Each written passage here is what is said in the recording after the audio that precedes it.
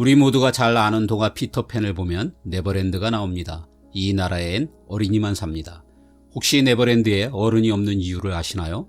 그건 피터팬이 어른이 되기 전에 아이들을 모두 죽이기 때문입니다. 피터팬의 원작 소설인 피터팬 앤 웬디의 초판은 정말 그렇게 되어 있습니다. 그들이 성장하면 규칙 위반이므로 피터는 가능한 서둘러 집요하게 그들을 죽였다는 것입니다. 우리가 아는 동화는 보통 주인공들이 온갖 시련을 겪지만 결국엔 해피엔딩으로 이야기가 마감됩니다. 하지만 대부분의 원작들은 완전 딴판입니다. 대개는 이걸 정말 아이들에게 읽어주어도 될까 싶을 정도로 잔혹하기 그지없습니다. 지금 기준으로 보아도 원작들은 막장이거나 엽기적인 동화가 수두룩합니다. 왜 옛날 동화들은 이렇게 잔인했을까요? 이해를 돕기 위해 아주 유명한 동화들의 예를 몇 개 더 들어봅니다. 아마도 가장 유명한 동화 중 하나는 신데렐라일 것입니다. 요정의 도움으로 무도회에 참가하게 되고 왕자님과 춤을 추는데 12시가 되어 서두르다가 유리구두 한 짝을 잃어버리게 되고 결국 이 구두 주인을 찾아낸 왕자님과 결혼하여 오래오래 행복하게 살았다는 이야기입니다. 이게 우리가 너무나 익숙하게 잘 아는 전형적인 디즈니 만화 스타일의 신데렐라입니다. 하지만 원작은 특히 구두 주인을 찾는 과정이 피가 철철 흐를 정도로 잔인합니다. 유리구두가 집에 오자 먼저 둘째 언니가 신어봅니다. 발이 너무 컸습니다. 그러자 계모는 발의 뒤꿈치를 잘라 유리구두를 강제로 신겼습니다. 구두에 피가 묻어 들통나지요. 다음엔 첫째가 나서지만 역시 맞지 않았습니다. 이번엔 계모가 딸의 엄지발가락을 잘라버립니다. 하지만 이번에도 피 때문에 실패했고 결국은 신데렐라가 구두의 주인임이 밝혀집니다. 여기서 끝나지 않습니다. 디즈니 만화에서 착하기만 하던 신데렐라는 한술 더 떠 왕자와 결혼하자마자 복수에 나섭니다. 까마귀와 비둘기를 세 모녀에게 보내 누나를 쪼아먹게 만들지요. 많은 사람들에게 낭만적인 키스의 환상을 심어주었던 잠자는 숲속의 공주도 아주 막장입니다. 물레에 찔려 영원히 잠이 든 공주를 왕자가 진실한 사랑의 첫 입맞춤으로 깨우며 행복하게 오래오래 잘 살았다는 그 이야기입니다. 하지만 원작은 지나가던 이웃나라의 왕이 잠이 든 공주를 발견하고 깨워도 일어나지 않자 그대로 겁탈해버립니다. 그 바람에 공주는 임신하게 되고 의식이 없는 상태에서 쌍둥이를 낳게 됩니다. 그리고 아이들이 공주의 손가락을 빨며 놀다가 박혀있던 가시가 빠지게 되고 그 덕에 긴 잠에서 깨게 됩니다. 왕의 본처가 뒤늦게 이들의 존재를 알았습니다. 왕비는 요리사를 시켜 이들의 살을 발라낸 음식을 왕에게 먹이려 했으나 실패하게 됩니다. 왕은 왕비를 화형시킨 후 공주와 결혼해 행복하게 살았습니다. 뭐니뭐니 해도 잔혹동화의 최고봉은 백설공주입니다. 혼전성관계, 폭력, 아동학대, 근친상간, 사악한 어머니 등 잔혹동화의 단골로 등장하는 소재가 총망라된 동화입니다. 한 왕과 왕비 사이에 눈처럼 피부가 흰 백설공주가 태어납니다. 하지만 왕은 왕비를 멀리하기 시작합니다. 이제 나이가 들어 실증 났다는 것입니다. 왕은 소아성애자였습니다. 어느 날부터인가 왕은 거의 매일 밤 백설공주의 방에 드나들기 시작했습니다. 왕비는 이 장면을 목격하고 시기심이 들끓었습니다. 그래서 사냥꾼을 시켜 자기 딸을 죽이도록 합니다. 숲으로 도망친 백설공주는 7 난쟁이와 살게 됩니다. 빨래도 하고 잠자리도 돌아가며 한다는 조건이었습니다. 마술 거울을 통해 딸이 아직 살아있다는 것을 알게 된 왕비는 독사과를 먹여 백설공주를 죽입니다.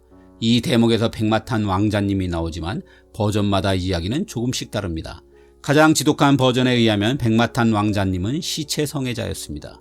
정말 개막장이긴 하지만 왕자는 백설공주를 시간했고 유리관을 옮기다가 벽에 부딪히는 바람에 목에 걸린 사과 조각이 튀어나와서 살아나게 됩니다. 왕자는 공주가 살아나자 조금 실망하긴 했지만 둘은 결혼하게 됩니다. 그리고 어머니를 불러 불로 달군 새 구두를 신긴 다음 죽을 때까지 춤을 추게 하는 형벌로 복수합니다. 정말 상상을 초월하는 옛 동화의 잔혹함은 우리나라라고 예외가 아닙니다. 장화홍련을 보면 아동학대, 자살, 능지처참 등 차마 어린이들에게 고지고대로 읽어주기 어려운 내용들로 가득합니다.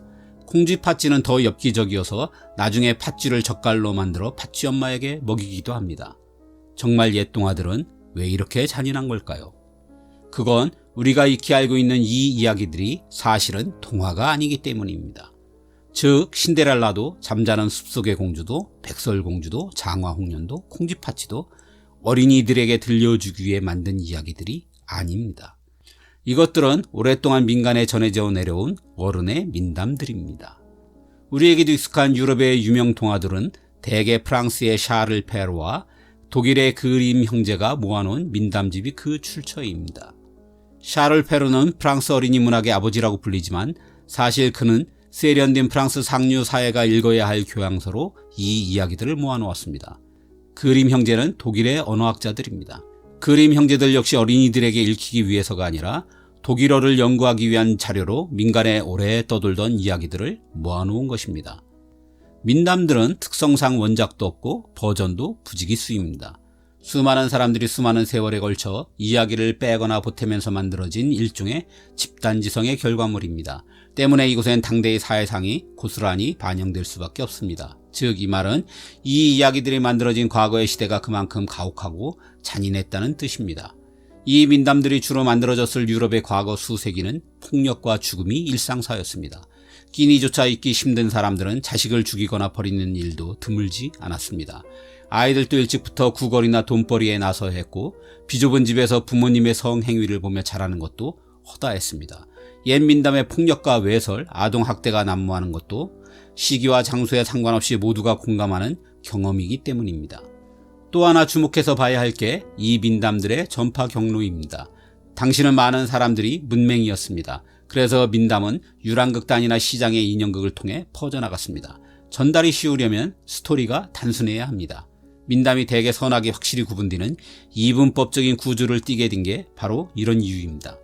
더구나 인기를 위해선 내용이 좀 더 자극적이어야 합니다. 그래서 유럽의 민담들은 실제보다 잔혹성이 더 과장되게 표현이 되어갔습니다.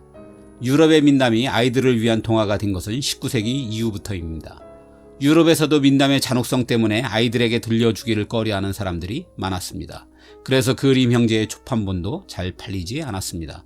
유폭력과 성적인 요소들을 걸러내기 시작했고 디즈니에 의해 늘 해피엔딩으로 끝나는 지금의 동화가 완성된 것입니다. 하지만 그럼에도 초기에 순화된 동화들은 지금과 비교해 꽤나 잔혹했습니다. 19세기 초까지만 해도 유럽에서 아이들은 어린 성인으로 취급되었고 심지어 종교적으로는 작은 악마라고 생각했습니다. 잔혹한 현실을 이겨내기 위해선 세상이 아름답다는 환상을 심어줄 것이 아니라 그 현실을 받아들일 수 있는 힘을 키우게 하는 것이 더 옳은 길이라고 판단했습니다. 즉 잔혹동화로 어린이들에게 겁을 주어 현실은 무서운 것임을 깨닫게 하는 게 더 낫다고 생각한 것입니다. 인간 역사의 민낯을 담은 잔혹동화는 어린이들에게 예방주사 혹은 백신의 역할을 하도록 기대했던 셈입니다.